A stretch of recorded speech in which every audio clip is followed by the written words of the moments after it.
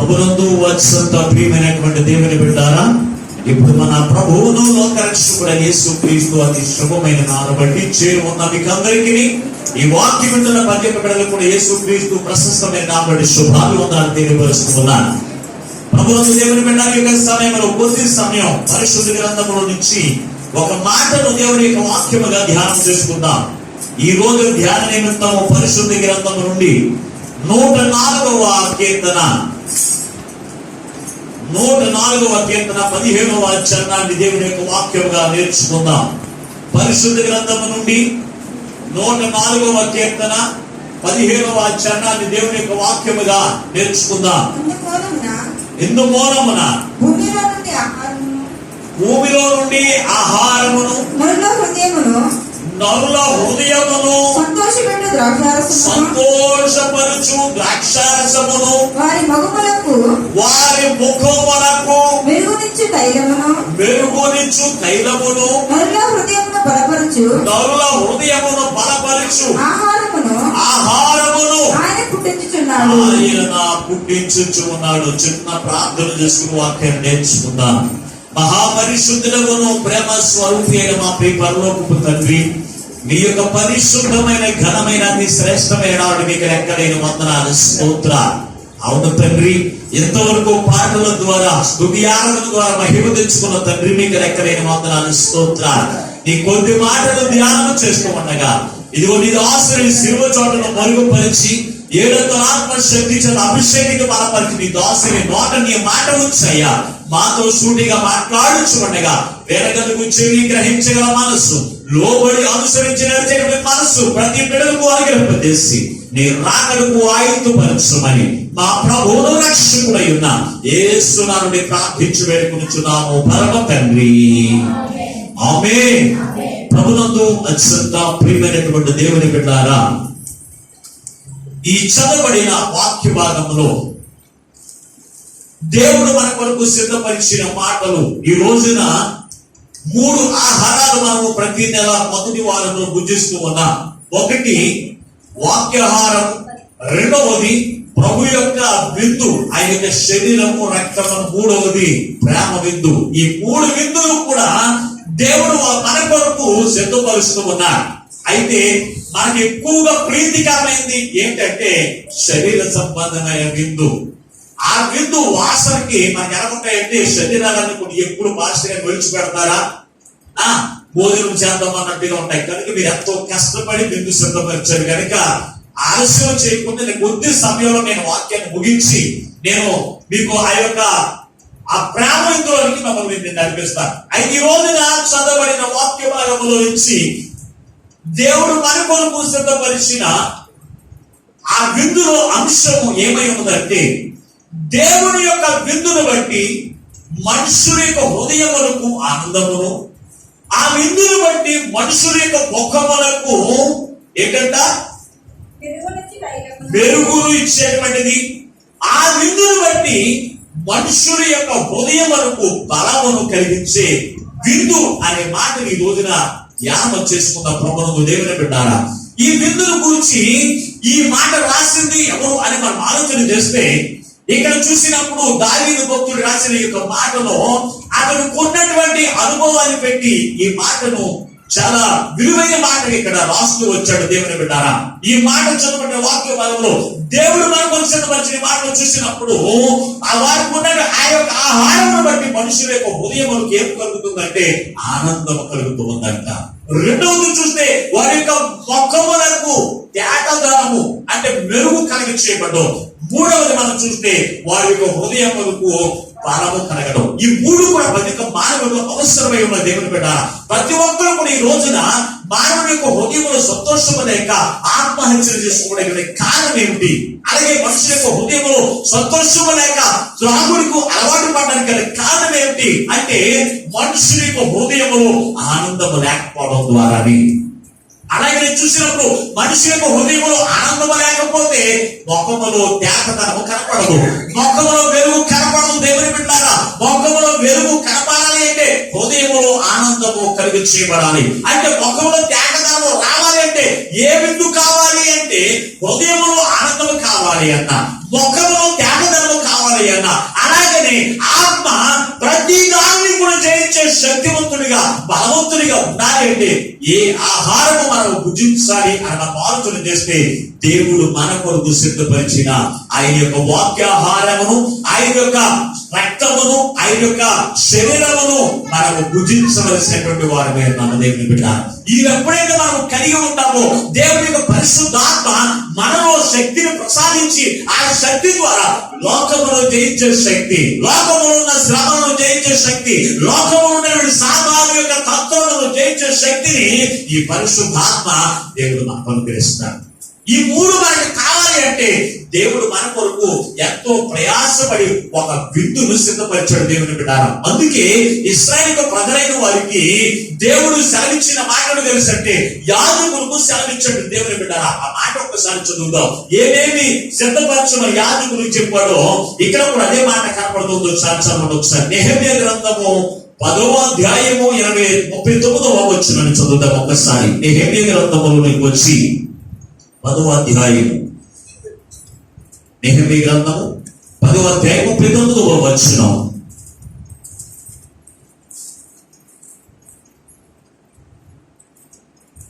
ఇశ్రాయేలీయులను లేవీయులను ధాన్యమును కొత్త ద్రాక్షారసమును నూనెను తేగ సేవ చేయు యాజకులు ద్వారపాలకులను గాయకులను వాటిని తీసుకుని ప్రతిష్ఠితములకు ఉపకరణముల యందు మందిరపు గదుల్లో వచ్చువలెను.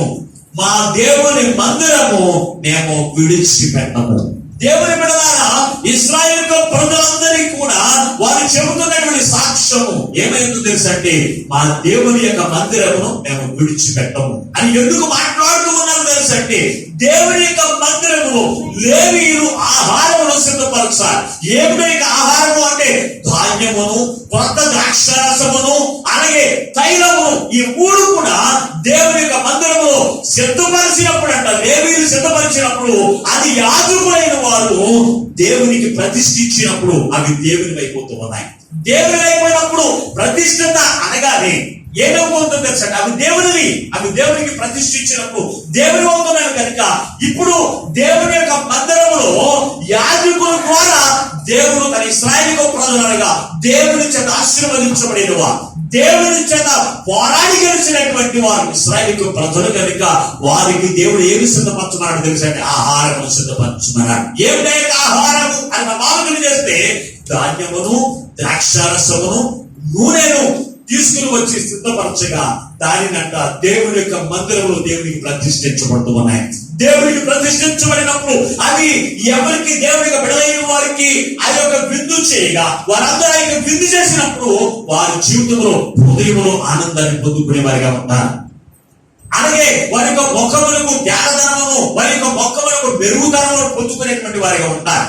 అలాగే కూడా మనం చూసినప్పుడు వారు బలవంతులుగా ఉంటారని ఆ ఆహారమును సిద్ధపరచున్నారు. అందుకే మా దేవుని యొక్క మందిరమును మేము విడిచిపెట్టము.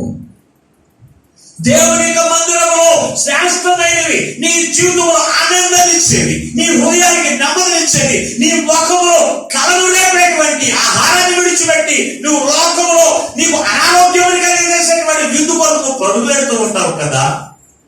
ఎప్పుడైనా ఆలోచన చేస్తావా నా దేవుని యొక్క మందిరం నేను విడిచిపెట్టను అని మాటలు ఎప్పుడైనా ఆలోచన? చాలా మందికి ప్రభు యొక్క సంస్కారం జ్ఞాపకం కూడా ఉండదండి.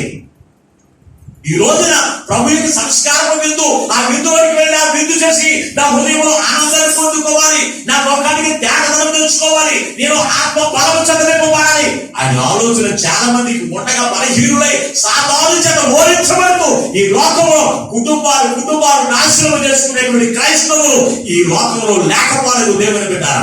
అందుకే ఈ రోజున దేవుడు మనందరితో మాట్లాడుతూ ఉన్నారు. నీ హృదయంలో ఆనందం కావాలి నువ్వు కోరుకుంటే గనుక, నీ ముఖానికి త్యాగదనం నువ్వు కావాలి నువ్వు కోరుకుంటే గనుక నువ్వేం చేయాలి తెలుసా? ఈ విందును నిర్లక్ష్యం చేయడానికి వీలు లేదు. ఈ విందు కాకుండా లోకంలో పోలి విందులు దొరుకుతూ ఉన్నాయి. ఆ విందు చేస్తే నీ ముఖానికి నీరసం అయిపోయి ఏమైపోతావు తెలుసా? నీరసం తప్ప ఏది రాదు దేవుని బిడ్డ. నీ ముఖానికి నీరసం తప్ప ఏమి రాదు. ఏమి చేసుకోకపోతే ప్రభు నీ కొరకు సిద్ధపరిచిన ద్రాక్షారసం అనగా ఆయన యొక్క రక్తముగా మార్చబడుతుంది. దేవుని యొక్క సన్నిధికి వచ్చినప్పుడు అది ఇంటి దగ్గర ఉన్నప్పుడు ద్రాక్షారసమే కావచ్చు, దేవునికి ప్రతిష్ఠించినప్పుడు అది యేసు క్రీస్తు యొక్క రక్తముగా మార్చబడుతుంది. అది ఇంటిగా గోధుమ రొట్టెకి నిలబడవచ్చు, దేవునికి సన్నిధికి వచ్చినప్పుడు అది దేవునికి ప్రతిష్ఠించినప్పుడు ప్రభు యొక్క శరీరముగా మార్చబడుతుంది. ఈ విందు నీవు నిర్లక్ష్యం చేస్తే కనుక ఏమైపోతావో తెలుసా? ఎలా ఉంటుందో తెలుసా? నీ ముఖానికి త్యాగధనము కనపడదు, నీ ముఖానికి త్యాగధనము కనపడదు. అందుకే యోవేలు గ్రంథంలో మాట్లాడుతూ ఉన్నాడు. యోవేలు గ్రంథము 1వ అధ్యాయము 10వ వచనంలో ఒక శ్రేష్టమైన మాట అక్కడ రాసిన ఒకసారి చదువుదాం. ఒకసారి పొలము పాడైపోయాను, భూమి అంగలార్చుచున్నది, ధాన్యము నశించెను, కొత్త ద్రాక్షారసము లేకపోయెను, తైల వృక్షములు వాడిపోయెను. చాలా జాగ్రత్తగా గ్రహించండి వాక్యాన్ని. తైల వృక్షములు ఏమి లేక, ద్రాక్షారసము లేక, ధాన్యము లేకపోతే ఏమైపోయాయట? తైల వృక్షములు అని యేసుక్రీస్తు యొక్క రక్తము చేత కడగబడిన ప్రతి ఒక్క కుమారుడు కావచ్చు, కుమార్తె కావచ్చు, వారు ఏమై ఉన్నారు తెలుసంటే తైలపు వృక్షములై ఉన్నారు. అంటే రక్షణ పొందిన తర్వాత పరిశుద్ధాత్మ అభిషేకం నీకు వస్తుంది కనుక నువ్వు ఏ వృక్షమై ఉన్నావో తెలుసంటే తైలపు వృక్షమై ఉన్నావు. ఈ తైలపు వృక్షానికి ఏ ఆహారం పెట్టాలో తెలుసంటే వాక్యాహారము పెట్టాలి. అలాగే ప్రభు యొక్క శరీరము, రక్తము అవి నీకు ఆహారము భుజించకపోతే వాడిపోయిన స్థితి. నీ ముఖంలో ఆనందం ఉండదు, హృదయంలో నెమ్మది ఉండదు. హృదయంలో నెమ్మది లేకపోతే అమ్మ అంత నీరసంగా ఉన్న ఏమైంది ఇంట్లో? కారణం ఏంటి? నీ ముఖం ఏం కనపడట్లేదు. హృదయంలో ఆనందం లేకపోతే నీ ముఖంలో పెరుగుదల ఉండదు. అదే నీ హృదయంలో ఆనందంతో నిండిపోయింది అనుకోండి, నువ్వు వెళ్ళి వీధిలోకి వెళ్ళి కూర్చుంటే చాలు, ఏమైంది నీ జీవితంలో ఎంత సంతోషంగా ఉన్నాట. నేను చూసి ముఖాన్ని చూసి చెప్పేటువంటి వారు ఈ రోజున రాకపోలేదు దేవుని పెట్టారు. అంటే నీ హృదయంలో ఆనందం ఉంటేనే నీ ముఖంలో త్యాగదనం కనపడుతూ ఉంది, నీ ముఖంలో మెరుగుదనం కనపడుతూ ఉంది. నీ హృదయంలో అంతా కూడా ఆనందం లేకపోతే నువ్వు ఎన్ని క్రీములు రాసినా కానీ, విలువైనటువంటి క్రీములు రాసినా కానీ నీ ముఖంలో త్యాగదనం ఉండదు, వాడిపోయిన స్థితి. అందుకే ఇక్కడ రాశాడు దేవుని బిడ్డారా, ద్రాక్షారసము లేకపోయినప్పుడు, అలాగే ధాన్యము లేకపోయినప్పుడు వారి యొక్క తైలపు వృక్షము ఏమైపోయినాయంట? వాడిపోయి. అందుకే మనం వాడిపోయినటువంటి స్థితిలో ఉండడానికి వీల్లేదు. అయ్యో మనం అనుకుంటూ ఉంటాం ఎప్పుడు కూడా నా హృదయంలో నెమ్మది లేదు, నెమ్మది కలిగించే ఆహారం నీకు అవసరం లేదు, కానీ నీకేమో మొక్కలే కనపడాలి, నీ హృదయంలో ఆనందం కనపడాలి, నీ మొక్కలో ధ్యానం కనపడాలి. ఎప్పుడు కనపడుతుందండి? నువ్వు ఒక తైలపు వృక్షము, ఈ తైలం లేకపోతే ఈ యొక్క చెట్టు వాడిపోతుందనే సంగతి తెలియకు నీ లోకములు దౌర్భాగ్య స్థితి జీవించేటువంటి వారు ఈ లోకంలో అనేక మంది ఉంటూ ఉన్నారు. దేవుని బిడ్డ వాడిపోతుందంట. వాడిపోతే ఏం లేదు. ఎందుకు వాడిపోతుంది? హృదయంలో ఆనందము లేకపోతేనే వాడిపోతుంది. దేవుని బిడ్డ నీ హృదయంలో ఆనందము కలిగించేటువంటి దేవుడు తెలుసా? ప్రభు యొక్క శరీర రక్తమే. ఈ శరీర రక్తమును ఆయన యొక్క వాక్యమును విడిచిపెట్టి నువ్వు తిరిగితే కనుక దేహం ఎలాగైతే ఆరిపోతుందో నువ్వు లేకపోతే, ఎలాగైతే కొంచెం ఆరిపోతుందో అటువంటి దౌర్భాగ్యం స్థితి మనం పొందుకుంటాం. దేవుడు అందుకే దావీదు భక్తుడు మాట్లాడుతున్నాడు, నా గిన్నె నిండా పొర్లుచున్నది, నా గిన్నె నిండా పొర్లుచున్నది, నా బ్రతుకు కాలమంతయు యెహోవా మందిరంలో నివాసము చేసేందుకు. ఎందుకు మాట్లాడుతున్నది తెలుసా అంటే అతను ఎంత మాత్రం ప్రభువుకి సిద్ధపరిచిన ఆహారమును నిర్లక్ష్యము చేయలేదు. ఆ ఆహారము కొరకు తహతహలాడుతూ ఉండేవాడు. దేవుని బిడ్డ అటువంటి తహతహలాడేటువంటి మనసు క్రైస్తవులకు ఉంటుంది ఈ రోజున చాలా మందికి. అందుకే వారు హృదయంలో ఆనందం ఉండట్లేదు. దేవుని బిడ్డ మొక్కలో పెరుగుతనం కనపడట్లేదు. ఎందుకో తెలుసా? నీవు ఆహారము కొరకు దేవుడు సిద్ధపరిచిన ఆహారము నువ్వు నిర్లక్ష్యం చేసి తిరుగుతూ ఉన్నావు. అయితే దేవుని బిడ్డ మీరు ఆలోచన చేయండి. తైలపు వృక్షం అనే సంగతిని జ్ఞాపకం చేసుకోండి. ఈ తైలపు వృక్షానికి కావలసిన దేవుడు తెలుసా అంటే ద్రాక్షారసము. ద్రాక్షారసము పాత నిబంధన కాలం అంతా కూడా ఒక్క రీతిగా ఉపయోగపడింది. పాత నిబంధన కాలం అంతా కూడా ద్రాక్షారసము ఎందుకు ఉపయోగించేవారంటే మనసులో నెమ్మది లేనప్పుడు, మనసులో నెమ్మది లేనప్పుడు ఏం చేసేవారు తెలుసు అంటే ద్రాక్షారసం పానీయం చేసేవారు. ఈ ద్రాక్షారసం ఎందుకు తాగుతారు? ద్రాక్షారసం అంటే మొత్తులు కలిగించేది పాత నిబంధన కాలం అంతా కూడా. అందుకే సామెతల గ్రంథము 31వ అధ్యాయంలో ఒక మాటను అక్కడ రాశాడు. ఒకసారి చదువుదామా? ఒకసారి సామెతల గ్రంథము 31వ అధ్యాయము 6వ వచనం ఒకసారి చదువుదాం. ఒకసారి 7వ వచనంలోకి వచ్చి, వారు త్రాగి తమ పేదరికమును మరుతులు తమ శ్రమను ఇక తలంచుకుందురు. మగవారికి దిక్కులేని చూడండి, ఈ మూడు వచ్చిన దాని ముందున్న 2 వచనాలు కూడా త్రాగిన వారంట వారి బాధలు మర్చిపోతారంట. త్రాగిన వారంట ఏం చేస్తారు? కష్టాలు మర్చిపోతారంట. అవునా లేదా? వారు ఏం చేస్తారు? తేలి ఆడుతూ ఉంటారు. దేంట్లోను? మత్తులో తేలి ఆడడానికి ద్రాక్షారసం ఆనాటి కాలం తాగేవారు దేవుని బిడ్డ. అయితే పత్రబంధులకు వచ్చినప్పుడు ఈ ద్రాక్షారసము ఏమైందో తెలుసా అంటే ద్రాక్షారసము మనుషులను దేవుని సంతోషపెట్టేటువంటిదిగా ఉండాలి దేవుని బిడ్డ. ఈ ద్రాక్షారసము ప్రభు యొక్క రక్తముగా మార్చబడింది పత్రబంధులకు వచ్చినప్పటికీ. అందుకే ఈ యొక్క ఇశ్రాయేలు ప్రజలు యూదులందరూ కలిసి వారందరూ కలిసి ఒక మేడగను యేసు ప్రభు వారు ఆరోహణ అయిపోయిన తర్వాత వారందరూ కూర్చుని దేవుని ఆత్మతో నింపబడి వారందరూ కూడా ఆరాధన చేస్తున్నప్పుడు అక్కడ బయట చూసిన వారందరూ కూడా ఏమైనా మాట్లాడుతున్నారు తెలుసా? వీరు కొత్త ద్రాక్షారసము తాగిరేమో. అంతకు ముందు రసం ఏంటి? పాత ద్రాక్షారసం. అది భక్తులు కలిగించేది, మనుషులను మైమరిపించేది. కానీ వీరు చూసినప్పుడు ఇది కొత్త ద్రాక్షారసము తాగిరేమో అనుకున్నారు దేవుని బిడ్డ. అంటే అక్కడ ఉన్నటువంటి ప్రజలందరూ ఎలాగొన్నారు తెలుసు అంటే దేవుని యొక్క ఆత్మ చెంత నింపబడి దేవుని యొక్క ఆత్మలో ఆనందం ఎక్కువైపోయి దేవుని ఉద్రేకంతో దేవుని స్తుతిస్తున్నటువంటి వారిని చూసి బయట ఉన్న వారు వీరు కొత్త ద్రాక్షారసము తాగిరేమో. అందుకే కానాన విందులో దేవుడు సిద్ధపరిచినటువంటి ఏం తెలుసా? ద్రాక్షారసం.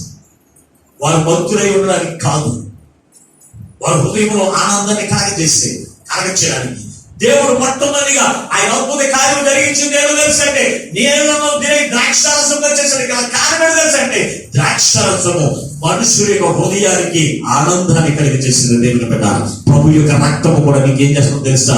నీ హృదయంలో ఆనందాన్ని కలిగించడానికి ఆయన రక్తం కూడా ఆయన శరీరంలో ఉన్న ఆఖరి రక్త పట్టు వరకు మన కొరకు సిద్ధించి మన కొరకు కాల్చినప్పుడు ఆ రక్తం చేత నీ హృదయంలో ఆనందాన్ని పొందుకోండి అంటే మనం ఏం చేస్తామో తెలుసా? ఆ ఆహారాన్ని నిర్లక్ష్యం పెట్టి అయ్యో పెళ్లికి వెళ్ళాలండి అయ్యో బాధపడతారండి అక్కడ భోజనం చేయకపోతే వారు బాధపడతారేమో. కానీ ప్రభు యొక్క శరీర రక్తమును తీసుకోకపోతే ఆ నెలంతా కూడా నెలవడా తెలుసా? నీ హృదయంలో ఆనందమైనటువంటి జీవితమును, సంతోషమైనటువంటి జీవితమును, వాడిపోయేటువంటి స్థితికి వెళ్ళినటువంటి జీవితమును నువ్వు కలిగి ఉండవలసిన సంగతి నువ్వు జ్ఞాపకం చేసుకోలేదు దేవుని బిడ్డారా. కనుక దేవుని బిడ్డారా, మొట్టమొదటి చూసినప్పుడు ఆయన యొక్క ఆహారం ద్వారా మనకి ఏం కలుగుతుందో తెలిసినట్టే ఆనందము కలుగుతుంది హృదయంలో. రెండో దానికి వచ్చినప్పుడు ఆయన యొక్క తైలమును బట్టి ఆ యొక్క ఆహారం బట్టి ముఖానికి ఏం కలుగుతుందంట? మెరుగుదల వస్తుంది అంట దేవుని బిడ్డ. మెరుగుదల రావడానికి ఆయన ఆహారము అవసరమై ఉన్నది. అందుకే దానియేలు గ్రంథములో 1వ అధ్యాయము 5వ వచనములో బబులోను రాజుని బట్టి నెబుకద్నెజరు ఇశ్రాయేలు ప్రజలందరూ కూడా చెరగొట్టుకుని వెళ్ళిపోయిన తర్వాత ఇశ్రాయేలీయుల్లో జ్ఞానవంతులైన వారిని ఆ యొక్క రాజ్యంలో బబులోను యొక్క సామ్రాజ్యంలో ఉద్యోగం చేయడానికి సామర్థ్యం కలిగినటువంటి యవనస్తులు అందరూ ఏరి రాజు పూజించేటువంటి ఆహారం వారికి పెడితే వారు రాజరకము యొక్క ముఖం వస్తుందేమో వచ్చిన వారందరూ కూడా రాజు ఉద్యోగస్తులు చేర్చుకుందాం అనుకున్నారంట. చదువుతాము ఒకసారి దానియేలు గ్రంథం 1వ అధ్యాయం 5వ వచనం చదువుతాం ఒకసారి. దానియేలు గ్రంథం 1వ అధ్యాయం 5వ వచనాన్ని. మరియు రాజు తాను భుజించు ఆహారములో నుండి తాను ప్రాణము చేయు ద్రాక్షారసములో నుండి అనుదిన భాగము వారికి నియమించి అనుదిన ఆహారము వారికి నియమించి 3 సంవత్సరములు వారిని పోషించి వారిని పోషించి పిమ్మట భయపడ్డ వారిని తన ఎదుట నిలవబెట్టినట్లు ఆజ్ఞ ఇచ్చెను. 3 సంవత్సరాలు అయిన తర్వాత తన ఎదుట తన ఎదుట నిలబెట్టడానికి ఆజ్ఞ ఇచ్చెను. ఏమి ఇచ్చాడంటే వాళ్ళకి దాని యొక్క నెబుకద్నెజరు తాను భుజించు ఆహారములో నుండి తాను పానము చేయు ద్రాక్షారసములో నుండి ఆహారం ఎవరికి ఇచ్చాడండి? అతను ఏర్పాటు చేసుకునేటువంటి యవనస్తులు అందరికి కూడా ఇచ్చాడంటే దేవుని పెట్టారా. ఇచ్చినప్పుడు రాజు ఏ ఆహారం పూజిస్తాడు? ఈ లోక సంబంధమైన విలువైన ఆహారం అతను పూజిస్తాడు కనుక అదే ఒక బలమైనది అనుకున్నారు. అదే ముఖానికి మెరుగుదల ఇచ్చేది అని అనుకుని ఆ ఆహారం రాజుకి నెబుకద్నెజరు అంటే అతడు క్రైస్తవుడు కాదు, అతడు అన్యుడు. రాజుల యొక్క ఆహారం ఎవరికైనా పెట్టాలంటే మొత్తం వారు ఏం చేస్తారో తెలుసా? విగ్రహ అర్పితం చేసిన తర్వాత దానిని ఏం చేస్తారో తెలుసా అంటే ఎవరికైనా పెడుతూ ఉంటారు దేవుని బిడ్డ. వారు పూజ చేయకుండా ఏది కూడా తినరండి. క్రైస్తవులు అయితే అయ్యో గబగబా గబగబా తినేస్తారేమో, కానీ చాలా మంది అయితే అక్కడ అన్యులైనటువంటి వారు రాజులైనప్పటికీ కూడా ఆ ఆహారాన్ని ఏం చేసేవారు తెలుసా అంటే విగ్రహానికి అర్పితం చేసి ఒక్క మొట్టమొదటి ముద్దైనా సరే వారు దేవుడికి పెట్టకుండా వారు దేవుడిని భావించే దేనికైనా సరే పెట్టిన తర్వాత వారు భోజనం చేస్తారు, వారు చేస్తారు. అలాగే ఈ నెబుకద్నెజరు కూడా అదే విధంగా చేసేవాడు. రాజు పూజించే ఆహారము ఆ యవనస్తులకు పంపించినట్ట. పంపించినప్పుడు దానియేలును తన దగ్గర ఉన్నటువంటి స్నేహితులైన వారు ఆ ఆహారము భుజించడానికి ఇష్టపడట్లేదండి. వారి యొక్క ఆహారం అంతా కూడా ప్రభువు సిద్ధపరిచిన ఆహారం తప్ప వేరే ఆహారం వారు తినడానికి ఇష్టపడేవారు కాదు. అందుకే ఇక్కడ 11వ వచనంలోకి వచ్చినప్పుడు ఏమని మాట్లాడుతున్నారు ఒకసారి చదువుదాం. ఒకసారి నపుంసకుల అధిపతి దానియేలు, హనన్య, మిషాయేలు, అజర్యాను వారు మీద నియమించిన నియామకులతో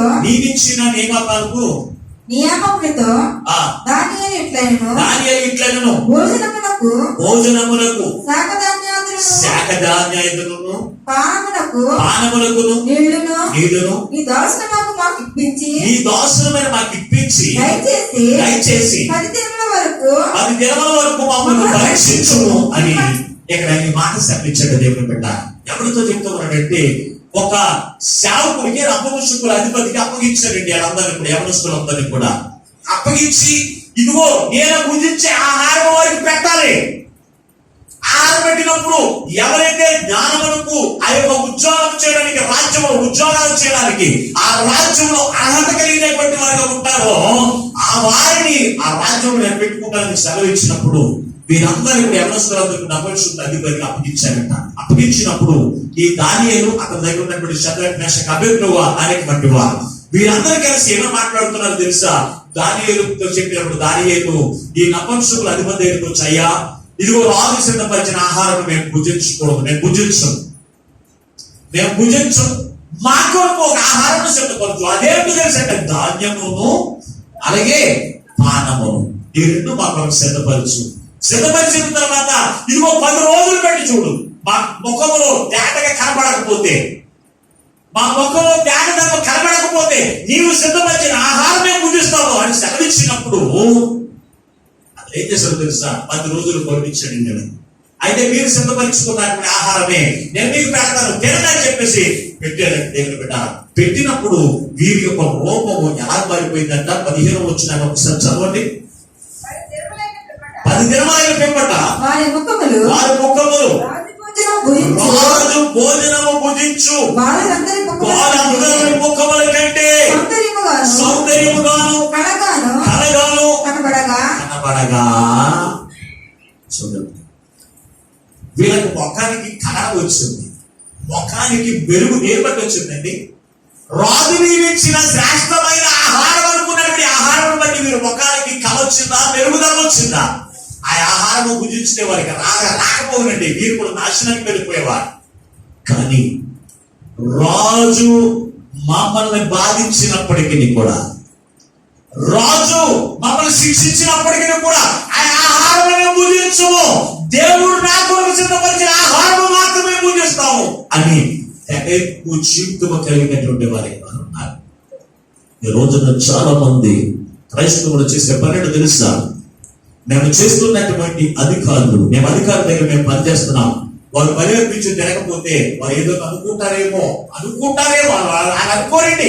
కానీ మనం ఏమనుకుంటాం తెలుసా, ఆ తినాలని మనకి ఆశ ఉంటుంది ఒక పక్కన చాలా మందికి. అదే శ్రేష్టమైన ఆహారంగా కనపడుతుంది. అందుకే మనకి ఆశ ఉండిపోయి ఏం చేస్తామో తెలుసా, అయ్యో వాళ్ళ దగ్గర పంజాబ్లో కానీ తినకపోతే బాగుంది కదండి.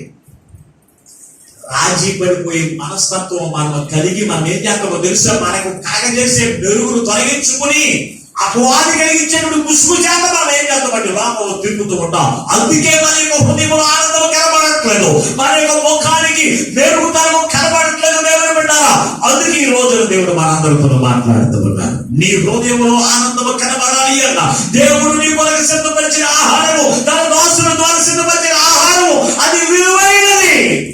అందుకే ఇశ్రాయేలు ప్రజలు వారు నా దేవుని యొక్క మందిరమును ఏమన్నారంటారు, విడిచిపెట్టను. మరి ఆలోచన నీకుంటుందా? దేని గురించి వారు మాట్లాడుతున్నారు ఆ మాటలు అంటే దేవుడు వారి కొరకు సిద్ధపరిచిన ఆహారం యొక్క విలువ వారు తెలుసుకున్నటువంటి వారిగా, దేవుని ఆహారంలో ఉన్నటువంటి శక్తిని ప్రభావమును వారు గుర్తెరిగినటువంటి వారు ఉన్నారు కనుక ఆ ఆహారం కొరకు మా దేవుని మందిరంలో మేము విడిచిపెట్టము. అదే ఉద్దేశము. దానియేలు అదే మాట మీద ఉన్నారు. రాజు మమ్మల్ని శిక్షించినప్పటికీ కూడా, రాజు మమ్మల్ని బాధించినప్పటికీ కూడా ఏమైనా పర్వాలేదు, మా కొరకు మేము ఏర్పాటు చేసుకున్న ఒక ఆహారాన్ని, అది ప్రభు యొక్క శరీరమును రక్తమును ఆయన యొక్క వాక్యములై ఉన్నది. ఆ ఆహారము మాకు పెట్టి చూడు 10 రోజులు లేకపోతే మా గొప్ప 10 రోజులు పెట్టినట్టు అపవిష్టుల అధిపతి ఏమైపోయింది? రాజుగారు సిద్ధపరిచిన ఆహారం భుజించిన వారందరికంటే వీరు ముఖములు ఎలా ఉన్నాయంట? సౌందర్యముగాను. మాట్లాడితే వాక్యం అర్థమవుతుందా? నేను వేరే భాష ఏం చెప్తున్నా, వాక్యం అర్థమవుతుందా? వీళ్ళ మొఖాలు ఎలా ఉన్నాయి? ఎలా ఉన్నాయి? మీ మొఖాలు అలా కనపడట్లేదు, సౌందర్యంగా కనపడట్లేదు. ఈ రోజున ఏం తిన్నావు నాకు అర్థం కావట్లేదు. ఇవాళ ప్రభు శరీరత్తారు కనుక ఉపవాసం ఉన్న మన మాట మాస్టర్ గారిని తెలవడానికి నీరసంగా పెట్టుకున్నారు లేదు నాకు తెలవదు. కానీ ఎలా ఉన్నాయి వారి మొఖాలు? ఎలా ఉన్నాయి? చంద్రమేశ్వర మొఖాలు ఎలా ఉన్నాయి? ఎలా ఉన్నాయి? సౌందర్యముగాను కళగాను ఉన్నాయి. ఈ రోజున క్రైస్తవమైన మనము అందులో నిలబడితే వారికంటే మన ముఖములు ఎలా ఉన్నారో తెలుసా? సౌందర్యవంతముగా మెరిసిపోయినటువంటి లక్ష్యంలో కలిగినటువంటి వారికి ఉన్నారు. ఈ ముఖానికి సౌందర్యం ఎప్పుడు వస్తుంది? హృదయంలో ఆనందం ఉన్నప్పుడు మాత్రమే. హృదయంలో ఆనందం ఉన్నప్పుడు మాత్రమే, హృదయంలో సమాధానం ఉన్నప్పుడు మాత్రమే, హృదయంలో సంతోషం ఉన్నప్పుడు మాత్రమే నీ ముఖానికి కలుగుతుంది. అప్పుడు నువ్వు మురికి బట్టలు వేసుకున్నాయి కానీ నీ హృదయం ఆనందం ఉంటే నీ ముఖం మెలమెల మెరిసిపోతుంది. అందుకే షద్రక్ మేషక్ అబేద్నెగో వారు మాట్లాడుతున్న మాట, రాజు మమ్మల్ని బాధించినప్పటికీ కూడా దేవుడు మా కొరకు సిద్ధపరిచిన ఆహారమును మేము భుజించడం ఎంత మాత్రం కూడా మానము. ఒక ఆహారాన్ని సిద్ధపరుచుకున్నాం, ఆ ఆహారాన్ని మాకు తెప్పించండి. ఎలా ఉంటుందో చూద్దాం. మరి 10 రోజుల తర్వాత చూస్తే వీరు ముఖాలన్నీ కూడా మెల మెరిసిపోతాయి సౌందర్యవంతంగా. అది వచ్చిందండి వీరికి ఆ రోగం. ఏ ఆహారం అంటే వచ్చింది? దేవుడు వారి కొరకు సిద్ధపరిచిన ఆహారం భుజించడం ద్వారా వారి ముఖాలకు ఎలా వచ్చిందో తెలుసా? తేటతనం వచ్చేసిందట దేవుని బిడ్డ. వారి ముఖాన్ని మెరిసిపోతూ ఉన్నాయి. అలాగే ఎస్తేరును మనం చూడగలిగినట్లయితే ఎస్తేరు యొక్క జీవితం కూడా అత్యంత జీవించబడింది దేవుని బిడ్డ. చదువుతాం ఒకసారి ఎస్తేరు గ్రంథము, ఎస్తేరు గ్రంథము 2వ అధ్యాయము.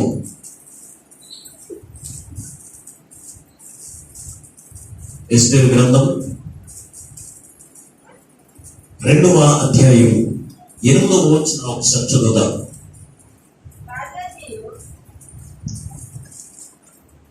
రాజాజ్ఞయు అతని నిర్ణయము ప్రచురము చేయబడి కన్యకలు అనేకులు శోషణకు పోగు చేయబడి వశమునకు అప్పగింపబడగా రాజు యొక్క నగరముకు తేబడి స్త్రీలను కాయు హేజు వశమునకు అప్పగించబడెను. ఆ చిన్నది అతని దృష్టికి ఇంపైనది, అతని దృష్టికి ఇంపైనది కనుక కనుక ఆమె అతని వల్ల దయపొందెను. ఆమె అతని వల్ల దయపొందెను. కాబట్టి ఆమె పరిమళ క్రియల కొరకైన పరిమళ క్రియల కొరకైన వస్తువులను ఆమెకు కావలసిన భోజన పదార్థములను రాజు ఇంటిలో నుండి ఆమెకి ఇయ్యదగిన 7 ఆడపిల్లలను అతడు ఆమెకు త్వరగా ఏర్పరిచి ఆమెకు ఆమె చెలికత్తెలను ఆమె యొక్క చెరకత్తులను అంతఃపురమునందు అంతఃపురమునందు ఒక శ్రేష్టమైన స్థలములో వారిని ఉంచెను. చూడండి, ఇక్కడ కూడా చూసినప్పుడు ఈ యొక్క దేశానికి ఒక రాజు వచ్చేటానికి ఈ యొక్క అహష్వరసు రాజు సిద్ధపరుస్తూ ఉన్నాడు. దేవుని బిడ్డారా, ఈ కూషు దేశానికి మహారాణి అంతస్తుని ఇవ్వడానికి ఇతను సిద్ధపరుస్తూ ఉన్నప్పుడు ఇక్కడ కన్యకలందరినీ కూడా ఏర్పాటు చేశాడంట. ఏర్పాటు చేసి వారందరినీ కూడా ఒక స్థలానికి తీసుకుని వచ్చాడు. అంతఃపురంలోనికి తీసుకుని వచ్చిన తర్వాత అక్కడ కొన్ని రోజులు అక్కడ పెట్టి ఏం చేశాడు తెలుసా? వారికి రాజు నియమించిన ఆహారం వారికి పెట్టండి. రాజు ఏర్పాటు చేసినటువంటి పరిమళ ద్రవ్యములను, పరిమళ తైలములను వారికి ఇవ్వండి. వాటి ద్వారా వారికి మంచి రూపం వచ్చినట్లుగా వారిని చేయండి అని చెప్పి వారిని అప్పగించాడండి. దేవుని బిడ్డారా, అప్పగించినప్పుడు అయితే ఎస్తేరు హేగే అనగా ఈ స్త్రీలందరినీ ఇప్పుడు ఎవరికి అప్పగించాడంటే హేగేకు అప్పగించాడు. హేగే దగ్గర వీరు పెంచబడుతూ ఉన్నారు కనుక, హేగే వారికి ఆహారం సిద్ధపడుతూ ఉన్నాడు కనుక అందరికీ రాజు నియమించిన ఆహారం పెడుతూ ఉన్నాడు. కానీ ఎస్తేరు అయితే ఆమె ఏం కోరుకుందో తెలుసా? నేను కోరుకున్న ఆహారం నాకు పెట్టండి. రాజు నియమించిన పరిమళ తైలములను నాకు అవసరం లేదు. ఆయన నియమించిన శ్రేష్టమైన ఆహారం నాకు అవసరం లేదు. దేవుడు నా కొరకు ఏర్పరిచిన ఆ శ్రేష్టమైన ఆహారం నా కొరకు సిద్ధపరచండి అని సెలవిచ్చినప్పుడు ఎస్తేరుకు దేవుడు ఆ యొక్క ఎస్తేరు కోరుకున్న ఆహారం ఆమెకు సిద్ధపరిచాడు. సిద్ధపరిచిన దాన్ని బట్టి ఆ ఆహారం ద్వారా ఈమె ఆ అంతఃపురములో శ్రేష్టమైన స్థాపన ఈమెను పెట్టాడంట. మిగిలిన వారందరూ కూడా ఏం చేస్తారో తెలుసా? రాజు పరిమళ తైలము ఏమిచ్చాడు తెలుసా రాజుగారి వారికి? చదవండి ఒకసారి ఈ యొక్క 22వ వచనాన్ని. 12వ వచనం రాస్తున్నాడు. చూడండి ఒకసారి. 6 మాసములు గోపరాసము తైలముతోను 6 మాసములు సుగంధ వర్గములతోను స్త్రీల పరిమళ క్రియలు కొరకైన మరి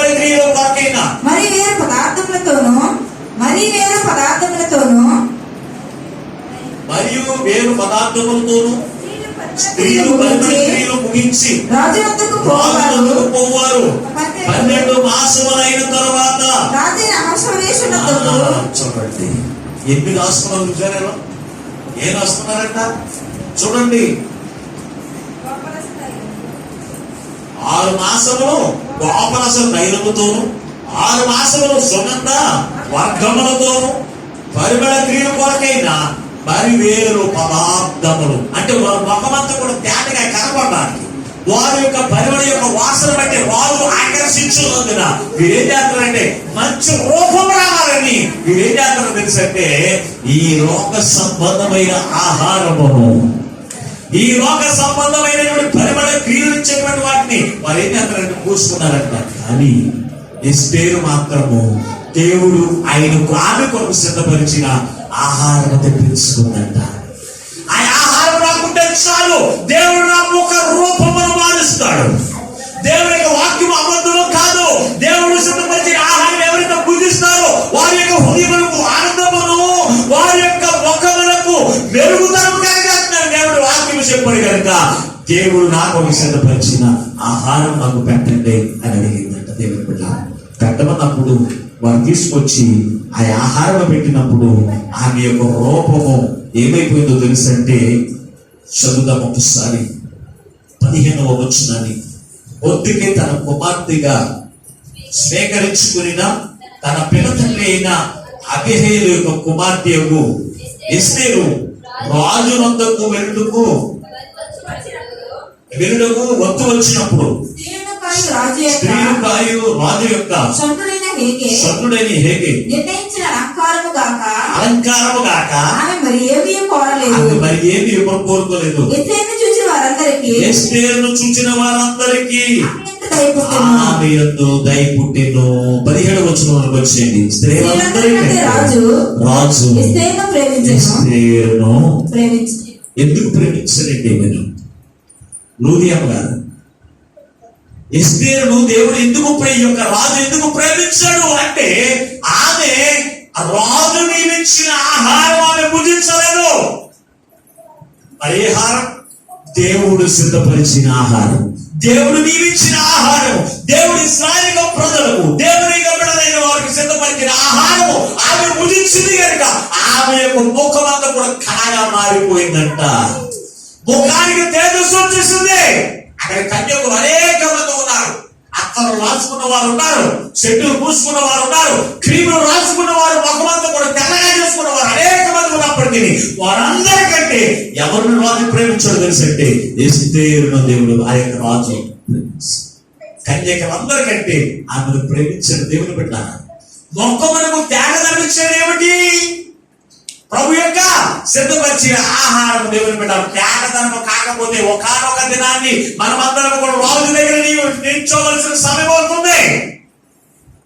మనమందరం కూడా రాజు దగ్గర నిలబడవలసిన సమయం అవుతుంది.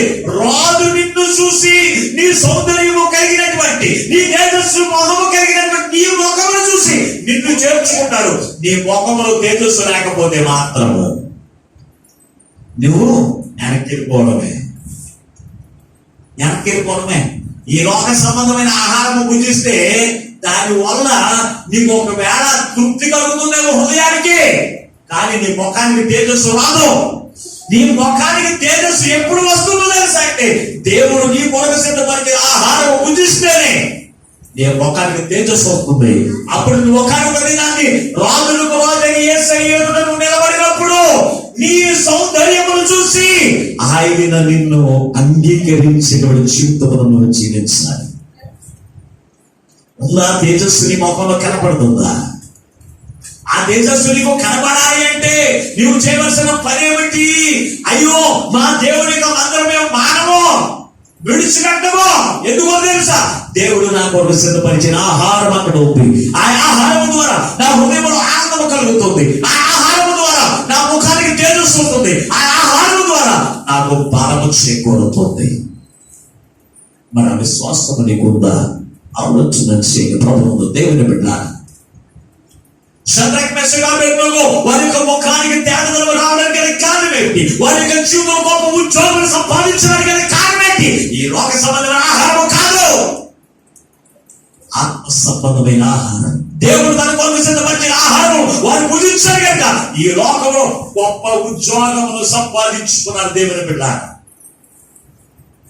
ఈ రోజున మాకు ఉద్యోగం కావాలి, ఈ రోజున మేము ఉన్నతమైన స్థితిలోకి మేము వెళ్ళాలి అని మనం కోరుకుంటాము. కానీ దేవుడు నీ కొరకు సిద్ధపరిచిన ఆహారం భుజించడానికి ఇష్టపడనండి. అయ్యో నేను ఎన్ని సంవత్సరాలు ప్రార్థన చేసిన ఉద్యోగం వస్తుంది. ఎలాగొస్తుంది? దేవుడు నీకు ఒక ఆహారం సిద్ధపరిచాడు కదా. ఎవరి యొక్క దైవం పొందుకోవాలన్నా, రాజు దయ పొందుకోవాలన్నా, అధికారుల యొక్క దయ పొందుకోవాలి అన్నా, నువ్వు ఎవరి యొక్క ప్రేమను కావాలన్నా కానీ దేవుడు నీకు సిద్ధపరిచిన ఆహారమే మూలస్థాపమై ఉంది. మరి గ్రహించగలుగుతున్నారు? గ్రహించినా కానీ మనం విడిచిపెట్టేస్తాం. ఎప్పుడు చూసినా మన మనసు అంతా యెహ సంబంధమైన వాటినే కోరుకుంటున్నాం. ఎప్పుడు పలావ్ తింటాం, ఎప్పుడు చికెన్ తింటాం, ఎప్పుడు చేపలు తింటాం. ఇంటిగా కూర్చుని ఆదివారం ప్రార్థనకి వెళ్ళాలి, ఆదివారం దేవుడు నాకు ఒక ఆహారం సిద్ధపరిచాడు, ఆ ఆహారం కొట్టి పరుగు పరి వెళ్ళాలని మనసు ఎంతమంది కూడా ఉందండి. ఈ రోజున ఆలోచన చేయండి. ఈ రోజున మేము కుటుంబం అంతా కూడా దేవుని యొక్క పనిలో దేవుని యొక్క వాక్యాహారం మీకు అంతగా పెట్టాలని, మాకు ఆహారం లేకపోయినా పర్వాలేదు, ఎవరు పెట్టినా పెట్టకపోయినా పర్వాలేదు, ఇంటికి వెళ్ళిన తర్వాత ఏ సమయమైనా సరే వండుకు తిందామని మనసు మేము కలిగి ఉన్నాం దేవుని పెట్టాం. కానీ కారణం తెలుసా? మా లోకం ఇప్పుడు కూడా నీరసం పాలన ఉంది. ఎందుకు తెలుసా? ఇహ సంబంధమైన వాటి మీద మా మనసు ఉంది. ఇహ సంబంధమైన వాటి మీద మా యొక్క మనసు ఉన్నది, ఆహారం మీద దేవుడు నా కొరకు సిద్ధపరిచిన ఆహారం ఉంది, అది నా ముఖానికి త్యాగం ఇస్తుంది, అది నాకు ఆత్మకు బలం ఇస్తుంది. ఆ ఆహారం నాకు కావాలి అని ఎప్పటికప్పుడే మేము ఏం చేస్తామో తెలుసా, బిడ్డలతో సహా బిడ్డలు కూడా అదే రీతి అలవాటు చేస్తామండి. వారు కూడా ఉదయం మొదలు ఏమి తింటారు, ఏమి తింటే వచ్చేస్తారు. ఎవరైనా పెడితే దేవుడు ఏర్పాటు చేస్తే ఎవరైనా పెడితే తింటారు, లేకపోతే లేదు. అంతవరకే దేవుడు వారు కొరకు ఆహారం సిద్ధపరిచే వరకు కూడా అలాగే ఉన్నారు. కారణం తెలుసు అంటే అయినప్పటికీ కూడా మాకు నీరసం వచ్చింది దారి అన్న మాట నా బిడ్డలు అనలేదండి, ఇప్పుడు కూడా అనలేదండి. కారణం ఏంటో తెలుసు అంటే దేవుని యొక్క ఆత్మీయ ఆహారం. ఉదయకాలం మా తల్లి గారు మాట్లాడుతుంది, టిఫిన్ పట్టుకొచ్చి పిల్లలు బతుకులాడుతుందని నాకు చాలా సంతోషం అనిపించింది. అడుగుతుంటే పిల్లలు చెప్తున్నారు, ఈ రోజు సంస్కారం యొక్క విందు రోజు మాకు భోజనం అవుతున్నారు, ఇప్పుడు మాకు అని అడుగుతున్నారు. నాకు చాలా ఆనందం కలిగింది. ఒకవేళ తింటారేమో అడగమన్నా నేను పిల్లల్ని అడగమంటే అడుగుతూ ఉంటే మా వద్దు మేము ఈ రోజు నేనేమి తినాం, నాకు ఎంతో సంతోషం ఇచ్చింది వచ్చింది దేవుడు. కానీ కారణం తెలుసంటే దేవుడు మా కొరకు సిద్ధపరిచిన ఆత్మీయ ఆహారం మా మొక్కలని నీరసం పట్టదు, మా ఆత్మను బలహీనపరచదు. ఏంటో తెలుసా అంటే ఆ ఆశ ఎప్పుడు అనుకుంటుందో తెలుసా, ఆనాడు దానియేలు శద్రక్ మెషక్ అబేద్నెగో ఎలాగైతే ఆత్మీయ ఆహారం కొరకు ఎదురు చూస్తారు, ఆనాడు ఎస్తేరు ఎలాగైతే ఆత్మ సంబంధమైన ఆహారం కొరకు మాత్రం ఎదురు చూస్తే ఆమె యొక్క జీవితం ఆత్మీయ బలమును పొందుకుని మొఖానికి రూపాన్ని దిద్దుకుని ఆమె యొక్క దేవుని యొక్క తేజస్సును ఆమె కలిగి రాజు యొక్క దయ పొందుకుందో మనం అందరం ఇప్పుడు ఈ రోజు నేను చెడు తెలుసు. దేవుడు నీ కొరకు సిద్ధపరిచిన ఆహారం కొరకు ఎదురు చూసి నీ ముఖానికి తేజస్సును పొందుకుని ఆయన ఎదుట ఒక పెండు కుమార్తె కర్తస్తుడికి నడిపించమని దేవుడికి ఉద్దేశం కలిగి ఉన్నాడు. అందుకే ఆయన శరీరమును ఆయన రక్తము మనకు అప్పగించి వేశాడు. దేవుని బిడ్డ ఆహారం ఇచ్చి వేశాడు. మరి ఆహారం కొరకు నువ్వు ఎటువంటి ఆశను కలిగి ఉంటున్నావు ఆలోచించి. ఈ ఆత్మీయ ఆహారం ఎటువంటి తెలుసా, నీ ముఖానికి తేజస్సునిచ్చేది. ఆ తేజస్సు ఎప్పుడు వస్తుంది, నీ హృదయంలో నెమ్మది ఉన్నప్పుడు, నీ హృదయంలో ఆనందం ఉన్నప్పుడు మాత్రమే తేజస్సు వస్తుంది. మరి ఈ ఆహారం కొరకు నీవు దేవుని యొక్క మందిరం విడిచిపెట్టను అని అడుగుతూ ఉన్నావా? కానీ శద్రక్ మెషక్ అబేద్నెగో వారేగా మాట్లాడు, రాజు ద్వారా రాజు మమ్మల్ని శిక్షించినప్పటికీ కూడా దేవుడు మాకు సిద్ధపరిచిన ఆహారం విలువైంది. అదే మేము పూజిస్తాం అని దేవుని. అయినప్పటికీ కూడా రాజు ఏమైనా శిక్షించాడా? శిక్షించాడు. చాలా మంది దేవుని యొక్క మందిరం కింద ఊరుకోవడానికి వారు చాలా మంది ఉండవచ్చు. వారి వల్ల ఏమీ కాదు, వారు ఏమి చేయలేదు, బెదిరించడం తప్ప ఏముంది. కానీ మనం ఏం చేస్తాం తెలుసా, వారి బెదిరింపులకి దేవుడు సిద్ధపరిచిన ఆహారం కంటే మన కొరకు మనం సిద్ధపరుచుకున్న ఆహారం గొప్పదే విలువైనది భావించి మనం ఏం చేస్తామో తెలుసా, ఆహారం నిర్లక్ష్యం చేస్తాం. అందుకే మన ముఖానికి తేజస్సు. రెండు మాటలు మీకు తెలియపరిచాను, మూడు మాటలకు వెళ్దాం. మూడో మాట ఏమేమిటంట, దేవుని యొక్క ఆహారం ద్వారా వారు హృదయములకు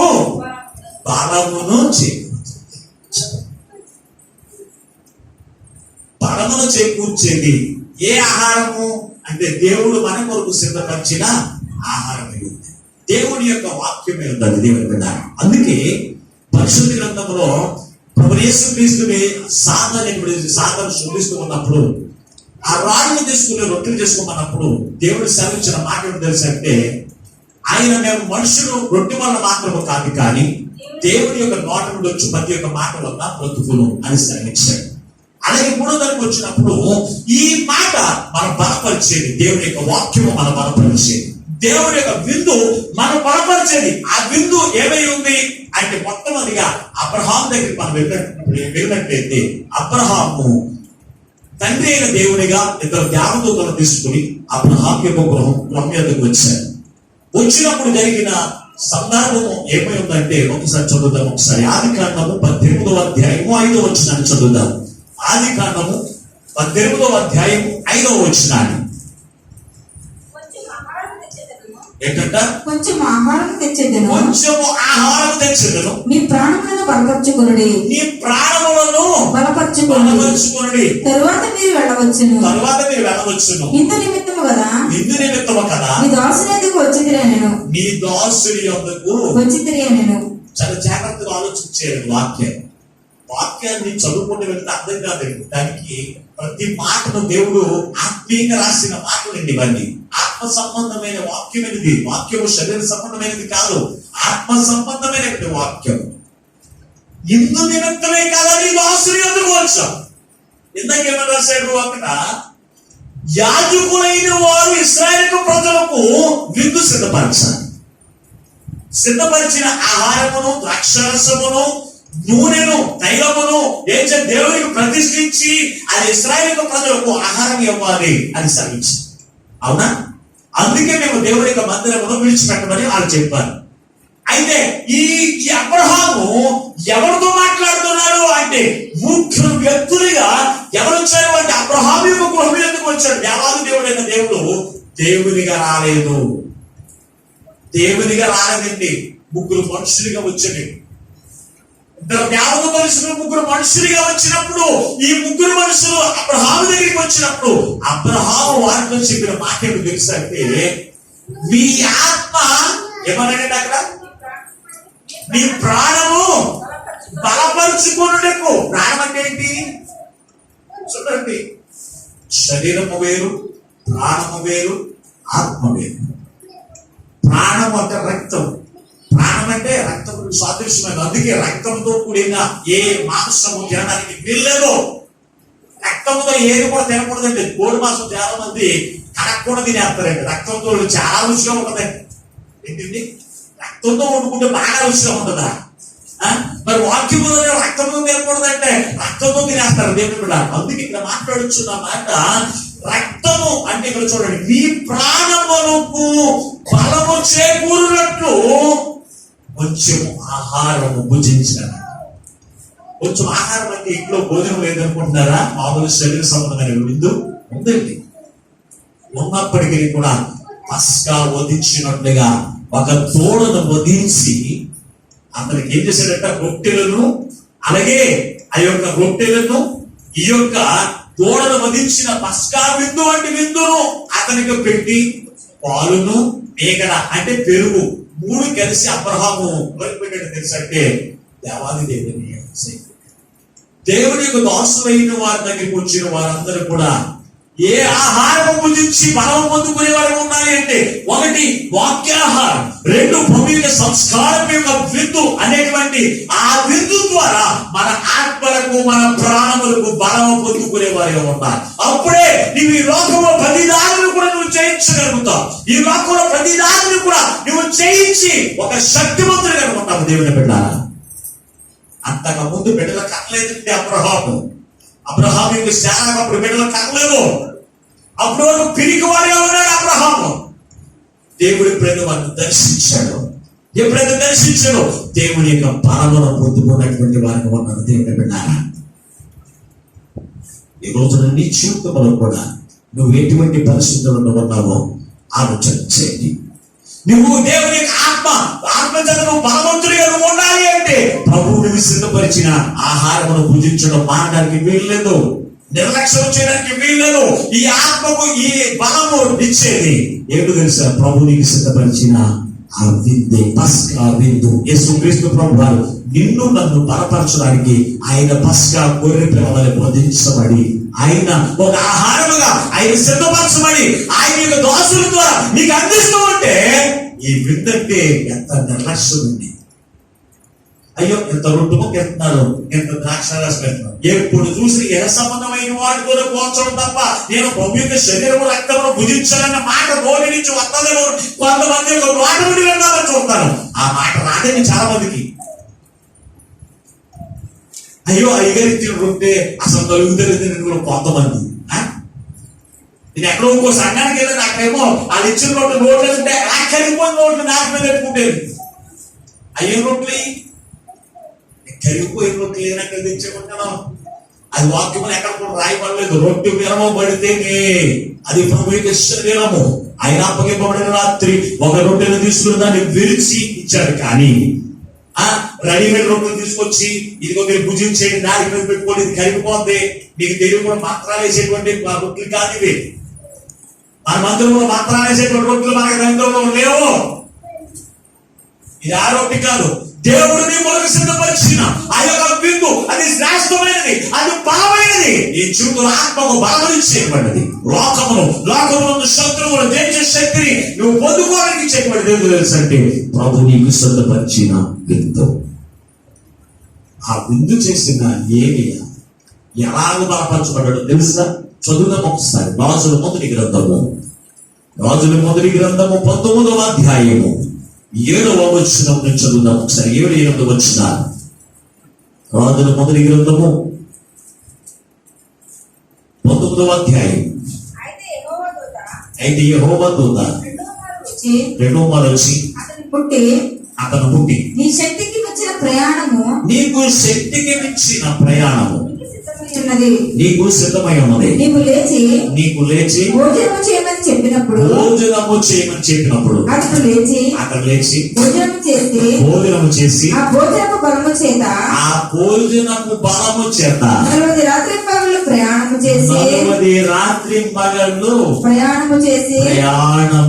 చేసి చాలండి. ఏ భోజనము బలం ఇది? యెహెజ్కేలు దగ్గరికి ఒక వార్త వెళ్ళింది. ఏంటో తెలుసా? 400 మంది అశ్రావత దేవతలను, 450 మంది బయలుదేవతలు, 850 మందిని ఏడే చంపేశాడా అని వార్త ఎవరి దగ్గరికి వెళ్ళింది? యెజుబెల్ దగ్గరికి వెళ్ళిందంట. యెజుబెల్ దగ్గరికి వెళ్ళినప్పుడు ఆడెవడో ప్రవక్త అంట. ఆ ప్రవక్త 850 మంది ప్రవక్తనందుకు చంపేశాడంట. వాడిని ఎక్కడ కనబడితే అక్కడ రేపడి ఇదే సమయానికి 24 గంటల్లో వాడి యొక్క ప్రాణం తీసేస్తాడని చెప్పి ఒక మనిషిని పంపించింది. అది యెజుబెల్ పంపించినప్పుడు ఏలియా రోషము కలిగిన ప్రవక్తే, ఒక క్రైస్తవ్యాన్ని నిలబెట్టినటువంటి రోషము కలిగిన ప్రవక్త ఎదురేమన్నాడు తెలుసా? భయపడిపోయి ఒక మస్తకి వృక్షం కిందకి వెళ్ళి కూర్చుని మాట్లాడుతుంది తెలుసా? ఎంత మట్టుకు నా ప్రాణం చాలు, ఇక నా ప్రాణం తీసేసుకుని నేను చచ్చిపోతాను. ఆవిడెవరు? యెజుబెల్ అంట. నన్ను చెప్పేయడానికి మనుషులు పంపించింది, వర్తమానం పంపించింది. రేపు 24 గంటల్లో నన్ను చంపేద్దంట, నేను ఎక్కడో దగ్గర చంపేద్దంట, నా ప్రాణం ముందుగా తీసేసుకోవాలి. దేవుడి దగ్గరికి ప్రార్థన. అప్పుడు దేవుడితో వచ్చి అతన్ని దర్శించి ఏం చేసింది? నువ్వు భయపడవద్దు, ధైర్యంగా ఉండు, నేను తోడే ఉంటాను అనలేదు. అనుకుని ఏమంది? యెజుబెల్ అక్కడ ఏలియా దగ్గరికి వచ్చి దర్శించి ఏమందంట? ఆహారం పెట్టిందంట. మొట్టమొదటి ఆహారం పెట్టిందంట. ఆహారం పెట్టినప్పుడు ఆ ఒక్క పూట పెట్టిన ఆహారం ద్వారా 40 రోజులు ఆగకుండా పగలు రాత్రి నడిచి ఎవరి దగ్గర తెలుసా? ఎవరైతే బెదిరించిందో, ఎవరైతే 24 గంటల్లో ప్రాణం చేస్తారని బెదిరించిందో ఆమె దగ్గర మేము మాట్లాడుతున్నాడు. ఓ యెజుబెల్, ఇదే 24 గంటల్లో నీ రక్తం కుక్కలు నలితే జాగ్రత్త. ఈ శక్తి ఎక్కడి నుంచి వచ్చింది? ఏ ఆహారం బట్టి వచ్చింది? దేవుని యొక్క దూత పెట్టిన ఆహారం బట్టి, దేవుని యొక్క దూతగా తన యొక్క సేవకులైన వారు ఏర్పాటు చేసుకుని దేవుడు నీకు సిద్ధపరిచిన ఆహారం పెడుతూ ఉంటే ఆ ఆహారం యొక్క శక్తి ఏంటో, ఆ ఆహారం యొక్క బలం ఏంటో, ఆ యొక్క ఆహారం యొక్క విలువ ఏంటో తెలియక ఈ రోజున నిర్లక్ష్యం లేదు. ఈ లోకంలో శ్రమల పాలైపోయి సాధారణ చేతి కింద నలిగిపోయేటువంటి దుస్థితి మనం తెలుసుకుంటున్నాం కదా. ఆలోచన చేయండి. అందుకే దేవుడి రోజున మనందరితో మాట్లాడుతూ ఉన్నాడు. దేవుడు నీ కొరకు ఆహారాన్ని సిద్ధపరిచాడు. ఆ యొక్క ఆహారం ద్వారా నీ హృదయములకు నెమ్మది వస్తుంది. ఆ ఆహారం ద్వారా నీ యొక్క హృదయానికి, నీ ముఖానికి ఏమొస్తుందంట? మెరుగు వస్తుంది. ఆ ఆహారం ద్వారా నీవేమవుతుందో తెలుసా? నీ హృదయము ఏమవుతుందంట? బలమవుతుంది. ఈ రోజున శత్రువు ఎటువంటి బలవంతుడే కావచ్చు, శత్రువు ఎటువంటి గొప్పవాడే కావచ్చు, శత్రువు ఎటువంటి శక్తివంతుడే కావచ్చు, నీవు తిన్న ఆహారం కంటే దాని యొక్క శక్తి ఎందుకు పనికిరాదు. ఏమి చేయలేదు. యెజుబెలు, ఆహాజు వారు ఎంతో గొప్పవారే కావచ్చు, అయినప్పటికీ కూడా దేవుని యొక్క ఆహారం యొక్క శక్తి పొరుగు అతడంట ఆ విందు చేసి బలము పొంది రాత్రి పగలు 40 రోజులు అతడు ఏం చేశాడంట? శక్తికి మించిన ప్రయాణం చేయగలిగే సామర్థ్యం ఇచ్చింది. అతను తిన్న ఆహారం ఏమి తెలుసంటే శరీర సంబంధమైన విందు కాదు, ఆత్మ సంబంధమైన విందు. ఆ విందు చేస్తే నువ్వు బలహీనుడు కాదు. శత్రువు నేను బెదిరించవచ్చు, శత్రువు నేను భయపెట్టవచ్చు, శత్రువు నేను కొందరి నీ కాళ్ళు లాగపడని చెప్పచ్చు. అయినప్పటికీ కూడా నీవు తిన్న విందు యొక్క శక్తి నువ్వు గుర్తెరిగినట్లయితే, ఆ విందు యొక్క ప్రభావం నువ్వు గుర్తెరిగినట్లయితే నువ్వు ఎవరికి కూడా భయపడవండి. దేవదూత నువ్వు భయపడకు, అయ్యో నేను నీకు తోడే ఉన్నాను, నువ్వు ఎంత మాత్రం కూడా ఆ యెజుబెలుకి భయపడదు అని అనలేదు. అసలు అన్నదా? అనలేదండి. దర్శించాడంట. దేవుని యొక్క దర్శించి వెంటనే అతనికి ఆహారం పెట్టిందంట. ఆహారం పూజించి అతను ఏం చేశాడు? 40 రోజులు ప్రయాణం చేశాడు. టెక్ నుంచి వచ్చింది దేవుని యొక్క దూత సిద్ధపరిచిన ఆహారం. ఈ విందును మీరు ఎంత మాత్రం నిర్లక్ష్యం చేయడానికి వీల్లేదు. ఈ విందు ఎవరో కాదు, ఈ విందు ఎవరో కాదు. యోహాను సువార్త 6వ అధ్యాయం 58వ వచనంలో ఆ మాట స్పష్టీకరణ చదువు ఒకసారి. ఈ విందు ఎవరో తెలుసా? చదువుదాం, వాక్యాన్ని ముగించుకుందాం. యోహాను సువార్త 6వ అధ్యాయం 58వ వచనం. ఇదే పరలోకము నుండి దిగివచ్చిన ఇదే పరలోకము నుండి దిగివచ్చిన ఆహారము. పితరులు మన్నాను తినియు, ఈ పితరులు మన్నాను తినియు చనిపోయినట్టు కాదు. ఈ ఆహారం తినువాడు ఈ ఆహారము తినువాడు ఎల్లప్పుడూ జీవించనని ఎల్లప్పుడూ జీవించనని నీతో నిశ్చయముగా చెప్పుచున్నాను. నీతో నిశ్చయముగా అంటే ఖచ్చితంగా చెప్తున్నాడంట. ఇదే పరలోకము నుండి దిగి వచ్చిన నీ ముఖానికి, నీ హృదయాలలో ఆనందమును కలగ చేయడానికి, అలాగే నీ ముఖములో తేజస్సును కలగ చేయడానికి, అలాగే నీ హృదయమునకు బలమును చేకూర్చడానికి ఆయన పరలోకము నుండి దిగి వచ్చి వేసి నీ కొరకు ఆహారంలో మార్చబడ్డాడు. అదే దేవుడు నీ కొరకు సిద్ధపరిచిన పరలోకము నుండి దిగి వచ్చిన ఆహారం. ఈ ఆహారం ఇక్కడ కాదండి, ఈ ఆహారం ఇక్కడ కాదండి. పాస్టర్ గారు ఎక్కడ దారి నుంచి ఒక రొట్టెని తీసుకొని వచ్చాడు, అది కాదండి. ఇది ఎక్కడి నుంచి వచ్చిన ఆహారం? ఇది మీరు భుజించే ఆహారం ఎక్కడి నుంచి వచ్చింది? పరలోకం నుండి దిగి వచ్చాడండి యేసుక్రీస్తు ప్రభువారు. ఆయన పాతాళం నుంచి రాలేదు. ఎక్కడి నుంచి వచ్చాడు? పరలోకం నుండి దిగి వచ్చిన ఆహారం. ఈ లోక సంబంధమైన ఆహారం నువ్వు తింటే నువ్వు చనిపోతావు, మానవుడికి వెళ్ళిపోతావేమో, కానీ దేవుడు నీ కోసం సిద్ధపరిచిన పరలోకం నుండి దిగి వచ్చిన ఆహారం పూజిస్తే కనుక నువ్వేం చేస్తావో తెలుసా? నిత్యము జీవించదరని, నిత్యము జీవించదరని, నిశ్చయముగా ఖచ్చితంగా చెప్తున్నాను నేను. అయినప్పటికీ దేవుడు ఖచ్చితంగా చెప్తే ఆ ఆహారాన్ని భుజించాలా?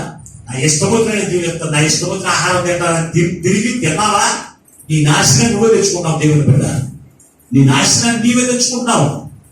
కనుక దేవుని బిడ్డ, మీరు చాలా జాగ్రత్తగా ఆలోచన చేయండి. ఈ రోజున చాలా శ్రేష్టమైన విందు దినం. ఈ విందు ఇది ఎప్పుడు పడితే అప్పుడు దొరికేదే కాదు. దేవుడు మన కొరకు ఒకనొక సమయంలో సిద్ధపరుస్తూ ఉన్నాడు. ఆ సిద్ధపరిచిన వేళలు, సిద్ధపరిచిన రోజులు మనము చేరి ఆ విందు కొరకు వేచారు తెలుసంటే, నువ్వు ఆశతో ఆసక్తితో నువ్వు ఉన్నప్పుడు ఎంతవరకు నీ జీవితంలో ఆనందం లేకపోతే ఈ విందు తిన్న తర్వాత ఈ విందు యొక్క ప్రభావం నీ వరకు వచ్చినప్పుడు నీ హృదయంలో దేవుడు ఏం చేస్తాడు తెలుసు? ఆనందాన్ని కలిగజేస్తాడు. దేవుని బిడ్డారా, ఈ విందు తిన్న నీ ముఖానికి తేజస్సు లేకపోతే దేవుడు నీకు ఆనందాన్ని హృదయంలో కాగజేసి నీ ముఖానికి తేజస్సునిస్తాడు. దేవుడు ఈ విందు ద్వారా ఆనాడు ఎలాగైతే ఏలియా దేవునికి ఆత్మ బలము చదనబడి శత్రువుని జయించేవాడిగా ఉన్నాడు, శత్రువుని బెదిరించేవాడిగా ఉన్నాడు, శత్రువుని నాశనము చూడగలిగినటువంటి వాడిగా ఉన్నాడు. అటువంటి జీవితం ఈ రోజు నువ్వు చూడగలుగుతావు. ఎప్పుడు తెలుసు అంటే ఈ ఆత్మ సంబంధమైన విందు.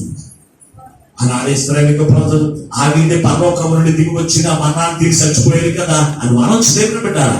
ఆ విందు తిని చనిపోయారండి కదా. కారణం తెలుసు అంటే అది వాక్యానుసారంగా వారు జీవించలేదు, వాక్యానుసారంగా ప్రవర్తించలేదు. ఆ విందు తినబట్టే వారిని జయించడానికి శత్రువులు గడగడబడి ఆడిపోయేవారు. దేవుని పడారు. ఎక్కడి నుంచో ఇశ్రాయేలు ప్రజలు ప్రయాణం వస్తున్నారంటే ఇశ్రాయేలుకు భయపడి ఏం చేసేవారు తెలుసు? రాజులు సైనికులు గడగడ ముడిపోతుండేవారు. కారణం తెలుసు అంటే వారు పరలోక సంబంధమైన విందు చేసుకోమన్నారని. అందుకే బాలాకు రాజు యొక్క బిలాము దగ్గరికి వెళ్ళి, అయ్యా బిలాము, ఇశ్రాయేలు ప్రజలు ఒక్కొక్కరు కూడా దుడ్డిగా ఉన్నారు, ఒక్కొక్కరు ఎదురుగా ఉన్నారు, వారిని జయించడం వల్ల కాదు, వారు బలవంతులు, నువ్వు వచ్చి వారిని శపించిన ఆయన. ఎందుకంటే తెలుసా? ఇశ్రాయేలు ప్రజలు పరలోక సంబంధమైన బలము ఆహారం పూజించారు, పరలోకం పూజించిన ఆ యొక్క మన్నాను పూజించారు. అందుకే వారు బలవంతులు. రాజులు సహితము కూడా గడగడ ఒడుగుపోతూ వారిని కూర్చి వింటేనట వారి యొక్క గుండెలు బద్దలైపోయేవంటే రాజులు సహితం యొక్క గుండెలు. కానీ కారణం ఏంటి అంటే వారు ఆత్మ సంబంధమైన పూజిస్తున్నారు, ఈ లోక సంబంధమైన ఆహారం గురించి. అందుకే ఈ రోజు దేవుడు మనతో మాట్లాడుతున్నాడు. దేవుని పెట్టాలి. ఈ రోజు దేవుడు అందుకే మనతో మాట్లాడుతున్నాడు. ఈ రోజు ఎంతవరకు నీ మోకంలో తేజస్సు కనబడకపోతే నీ హృదయంలో ఆనందం లేకపోతే, ఒకవేళ ఈ యొక్క దేవుడు నీ కొరకు సిద్ధపరిచిన విందులు నువ్వు నిర్లక్ష్యం చేసేంత వరకు తిరుగుతూ ఉంటే కనుక నీ హృదయంలో ఆనందం లేకపోతే కనుక ఈ రోజు తీర్మానం చేసుకో.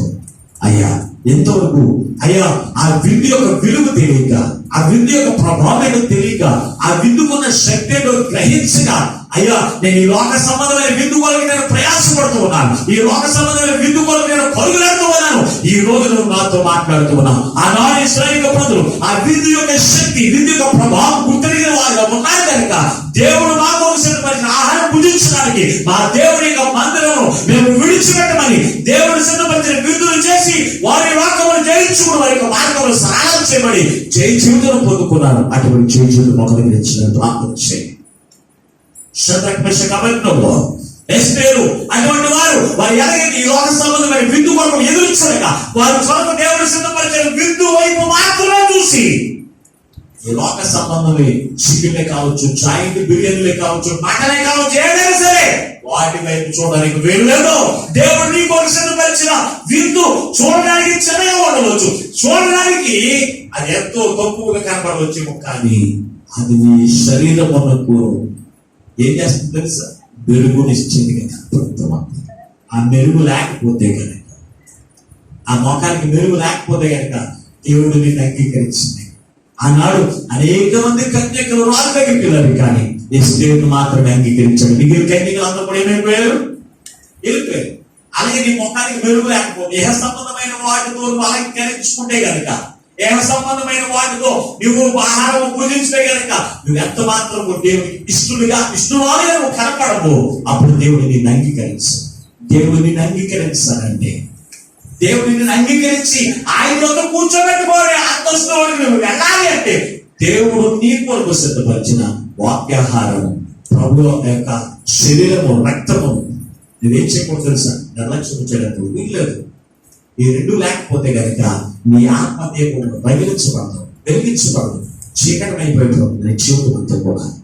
కనుక అందుకే రోజు నాతో మాట్లాడుతున్నాను. ఈ విందు రోజులో వాక్యాహారం అనేటువంటి విందులోనికి మనం ప్రవేశింపజేసిన దేవుడు ఈ రోజు మనతో మాట్లాడుతున్నాడు. ఇది మేము కాదు సిద్ధపరిచింది, దేవుడే మీ కొరకు తన దాసుల ద్వారా, తన దూతల ద్వారా సిద్ధపరిచిన ఆహారం. ఈ విందు శ్రేష్టమైనది. ఈ విందు మనం ఎవరు తిన్నామో తెలుసంటే, తైలపు వృక్షములైన మీరందరూ కూడా ఏమైనా తెలుసా? తైలపు వృక్షములైన మీరందరూ. ఇవి తైలపు వృక్షములైన మీ అందరికి ఏం కావాలి? తైలము వంటి ఆత్మ సంబంధమైన ఆహారం ఉంటేనే ఈ చెట్టులు వాడిపోవు, కూలిపోవు, దిగసారిపోవు, ఎండిపోని స్థితిలోకి వెళ్ళవు. ఎప్పుడైతే ఆహారం అందుతుందో వాడిపోక ఏం చేస్తాయంటే ఇవి ఇంకా చిగురించి పచ్చదనంతో, ఆనాడు ఎలాగైతే దావీదు యొక్క జీవితం ఆ విందును నిర్లక్ష్యం చేయలేదు కనుక అతని యొక్క జీవితం ఆ యొక్క పెరుగు వంటి జీవితాలను జీవించాడు. అలాగే దానియేలు, షద్రక్, మెషక్, అబేద్నెగో వారి యొక్క జీవితంలో ఆత్మ సంబంధమైన విందును వారి నిర్లక్ష్యం చేయక ఆ విందునే కోరుకున్నప్పుడు రాజుల దగ్గర ఉన్న ఎంతో మంది పనివారు వారి మీద ఎన్ని కుట్రలు చేసినా మీరు అంతకంతకు ఆశీర్వదించబడాలి, కానీ దిగజారిపోలేదు. వారిని తిరిగి నడిపించడం తెలుసంటే దేవుడు వారికి సిద్ధపరిచిన ఆహారమే. ఎస్తేరు ఆ ఆత్మ సంబంధమైన ఆహారం వారు భుజించి దినదినం ఎలాగైతే బలపరచబడ్డారు, ఈ రోజు నీ చుట్టూ అటువంటి బలం పొందుకోవాలి. అంతే. అలాగే ఏలియా దేవుడి సిద్ధపరిచిన ఆహారం గురించి ఒక శక్తివంతుడిగా, ఒక బలవంతుడిగా ఉండి లోకాన్ని, శత్రువును జయించి శత్రువునే భయపెట్టి అంతస్తులోకి కలిగి నడిపించబడ్డాడు. అటువంటి అంతస్తులు నువ్వు వెళ్ళాలని నువ్వు కోరుకుంటే, అయ్యా ఎంతవరకు నీ మీద విలువ తెలియదు లక్ష్యం చేసి ఈ రోజు నాతో మాట్లాడా. నీ మాటను బట్టి అయ్యా నేను నమ్ముతూ ఉన్నాను, నీ మాట విశ్వాసం ఉంచుతూ ఉన్నాను. ఇది మొదలుకొని అయ్యా ఇదిగో నా దేవుని యొక్క మందిరం నేను విడిచిపెట్టక ఆయన మందిరంలో నా కొరకు సిద్ధపరిచిన విందులో నేను పాలుపొంపుని పొంది బలపడుతూ ఆయన రాకడలో ఆయన యొక్క పెళ్లి కుమార్తెగా సిద్ధపడి అంతస్తులకు ప్రసాదించంటే ఆయన తప్పనిసరిగా వేస్తున్నాడు. ఆయన రాకడలో ఆయనపరుస్తున్నాడు. ఆయన నిన్ను ఇష్టపడి ఆయన పెళ్లి కుమార్తెకి వచ్చినప్పుడు పెళ్లి కుమార్తెగా ఆయన నిన్ను అంగీకరించి ఆయన యొక్క కూర్చోబెట్టుకుని ఆయన యొక్క సిద్ధపరిచిన సకల దీవులు మన ఆశీర్వాదం గొప్ప ధన్యత ఆ పరిశుద్ధాత్మ దేవుడి ఉదయకాలంలో మీకు అందరికీ అనుగ్రహించను గాక. ఆమేన్. ప్రార్థన చేసుకుందాము. మమ్మల్ని శాశ్వతమైన ప్రేమతో ప్రేమిస్తూ మా కొరకు ప్రాణం పెట్టి యేసయ్య మీకు వందనాలు స్తోత్రాలు. అవును తండ్రి, ఈ శ్రేష్టమైన దినమందు చక్కని మాటలయ్యా మా హృదయములకు ఆనందాన్ని, మా ముఖానికి తేజస్సు, అలాగే మా హృదయములకు బలమును చేకూర్చే నీ విందుల గురించి మాతో మాట్లాడి మమ్మల్ని బలపరిచిన యేసయ్య మీకు వందనాలు స్తోత్రాలు. ఈ విందులు ఎంత మాత్రం కూడా నీవు మాత్రమే సిద్ధపరచవు కనుక ఈ విందులు మేము నిర్లక్ష్యం చేయక ఈ విందు కొరకు ఆశతో ఆసక్తితో అవి పొందుకుంటూ మా హృదయంలో ఆనందాన్ని, మా ముఖానికి తేజస్సును, మా ఆత్మకు బలమును చేకూర్చుకుని నీ రాకడలు ఈ లోకాన్ని జయించి నీ రాకడ వ్యక్తపడి అయ్యా నీ యొద్ద సిద్ధపరిచిన సకల దీవెన ఆశీర్వాదములకు ఈ వాక్యం వింటున్న ప్రతి బిడ్డను సిద్ధపరిచి మీరు మహిమను పొందమని, నీ వాక్యమును అయ్యా విని విడిచిపెట్టక వారి హృదయంలో నీరు కట్టి పరప చేసి నీ రాకడకు ఆయుత్తపరచమని, త్వరలో రానియున్న పెట్టు కుమారుగా రానియున్న యేసు నామములో ప్రార్థించి వేడుకొంచున్నాము పరమ తండ్రి, ఆమేన్. దేవుడు మిమ్మల్ని మీ కుటుంబాన్ని దీవించును గాక.